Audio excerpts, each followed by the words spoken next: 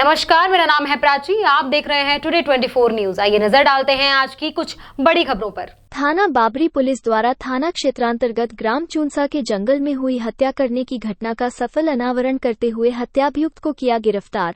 कब्जे से मृतक की 02 सोने की बाली व घटना में प्रयुक्त मोटरसाइकिल बरामद। आपको बता दें कि दिनांक 6 अक्टूबर 2023 को थाना बाबरी पुलिस को ग्राम चूंसा के जंगल में ट्यूबवेल पर अनिल के शव मिलने की सूचना प्राप्त हुई। सूचना पर तत्काल शामली पुलिस घटनास्थल पर पहुंची। घटनास्थल के मौका मुआयना एवं परिजनों व मौजूद लोगों से जानकारी कर घटनास्थल से महत्वपूर्ण साक्ष्य एकत्रित किए गए। मृतक के शव का पंचायतनामा की कार्यवाही कर पोस्टमार्टम हेतु मोर्चरी भेजा गया। पोस्टमार्टम रिपोर्ट में मृतक अनिल के शरीर पर मृत्यु पूर्व चोटें आना पाया गया। परिजनों की तहरीर के आधार पर थाना बाबरी पर मु 0A00117/2023 धारा 302 भादवी पंजीकृत किया गया। घटना के शीघ्र अनावरण हेतु पुलिस अधीक्षक शामली द्वारा क्षेत्राधिकारी थाना भवन के नेतृत्व में टीमों का गठन किया गया था। इसी क्रम में आज दिनांक 10 सितंबर 2023 को थाना बाबरी पुलिस द्वारा हत्या की घटना का सफल अनावरण करते हुए हत्याभियुक्त अरुण कुमार को गिरफ्तार करने में महत्वपूर्ण सफलता प्राप्त हुई है, जिसके कब्जे से मत्रिक की 02 सोने की बाली व घटना में प्रयुक्त मोटरसाइकिल बरामद की गई है। गिरफ्तारी व बरामदगी के संबंध में थाना बाबरी पर आवश्यक वैधानिक कार्यवाही की जा रही है। थाना बाबरी अंतर्गत ग्राम चूंसा में 6 अक्टूबर को सवेरे यूपी 112 के माध्यम से पुलिस को एक सूचना प्राप्त हुई थी कि चूंसा में एक ट्यूबवेल के पास एक डेड बॉडी पड़ी हुई है। उस प्राप्त सूचना के उपरांत तात्कालिक रूप से स्थानीय थाना प्रभारी सहित उच्चाधिकारियों द्वारा मौका मुआयना किया गया था।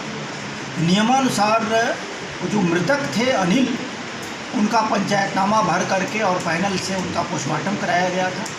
पोस्टमार्टम रिपोर्ट जो आई थी उसमें कहा जा डेथ जो है एंटीमार्टम इंजरी से पाई गई थी। यद्यपि कोई जाहिरा चोट डेड बॉडी पर नहीं पाई गई थी। मृतक के भाई द्वारा दी गई तहरीर के आधार पर उचित धाराओं में हत्या का अभियोग पंजीकृत कराया गया था।